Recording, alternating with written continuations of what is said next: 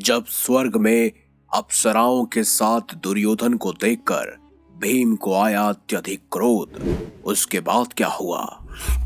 आखिर दुर्योधन को कैसे मिल गया इतने पाप करने के बावजूद स्वर्ग?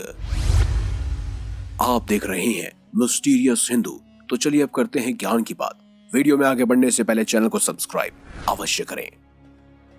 महाभारत का युद्ध इतना भीषण था कि माना जाता है कि आज भी कुरुक्षेत्र की धरती का रंग लाल है। चचेरे भाइयों के बीच लड़े गए इस युद्ध का परिणाम क्या हुआ था, ये हम सब जानते हैं। लेकिन युद्ध समाप्ति के बाद जब कौरवों और पांडवों की पहली बार मुलाकात होती है तो उस समय आखिर क्या हुआ था? अब आप सोच रहे होंगे कि युद्ध के दौरान ही सभी कौरव मृत्यु को प्राप्त हो गए थे, तो फिर वो जीवित बचे पांडव भाइयों से आखिर कैसे मिल पाए? महाभारत के युद्ध को समाप्त हुए कई वर्ष बाद पांडवों द्वारा सारा राजपाट अपने उत्तराधिकारी परीक्षित को सौंपकर वो स्वर्ग की यात्रा के लिए प्रस्थान करने निकल गए। स्वर्ग पहुंचने से पहले ही द्रौपदी समेत चारों पांडवों की मृत्यु हो जाती है।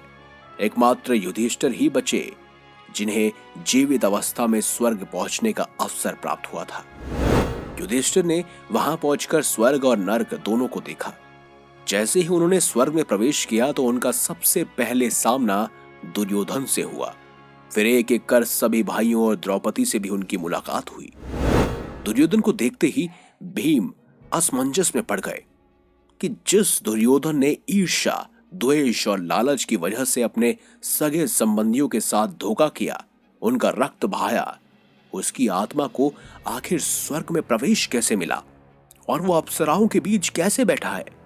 वहीं भीम ने अपने ज्येष्ठ भ्राता युधिष्ठिर से प्रश्न किया, जो व्यक्ति आजीवन बुरी नियत के साथ कार्य करता रहा, अनियति का ही साथ देता रहा, उसे स्वर्ग की प्राप्ति कैसे हो सकती है ज्येष्ठ?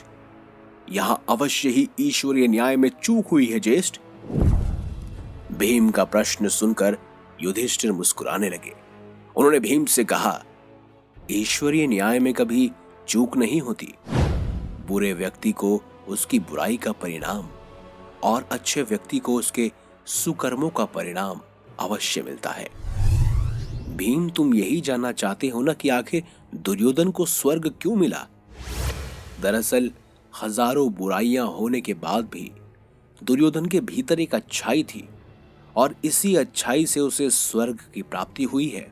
अपने पूरे जीवन में दुर्योधन का ध्येय यानी ध्यान सिर्फ एकदम स्पष्ट था, हस्तिनापुर की सत्ता। उसी उद्देश्य की पूर्ति के लिए उसने हर संभव कार्य किया। दुर्योधन को बचपन से ही सही संस्कार प्राप्त नहीं हुए। उसके मन में जहर बढ़ता गया और उसके बाद कभी भी वो सच का साथ नहीं दे पाया। लेकिन मार्ग में चाहे कितने भी बाधाएं आए, कुछ भी हुआ हो, दुर्योधन का अपना उद्देश्य कायम रहा। दृढ़ संकल्प रहना ही उसकी एक अच्छाई थी। भीम, अपने उद्देश्य के लिए एक निष्ठ रहना मनुष्य का एक बड़ा ही सद्गुण है और इसी सद्गुण के कारण ही कुछ समय के लिए उसकी आत्मा को स्वर्ग का सुख भोगने का अवसर प्राप्त हुआ है। ऐसे दृढ़ संकल्प के लिए जो उसे स्वर्ग की प्राप्ति हो रही है, उसके बीच में कोई अनिष्ट कार्य मत करना भीम।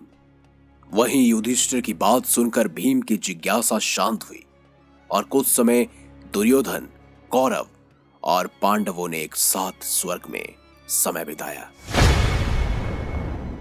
आपको क्या लगता है कि क्या दृढ़ संकल्प के लिए दुर्योधन को स्वर्ग की प्राप्ति होनी चाहिए थी या उसे नरक ही नसीब होना चाहिए था? कमेंट बॉक्स में अपनी राय जरूर बताइए। वीडियो अगर आपको अच्छी लगी है तो लाइक करें, चैनल को सब्सक्राइब, ज्यादा से ज्यादा शेयर और देखते रहिए संपूर्ण ज्ञान का केंद्र बिंदु मिस्टीरियस हिंदू।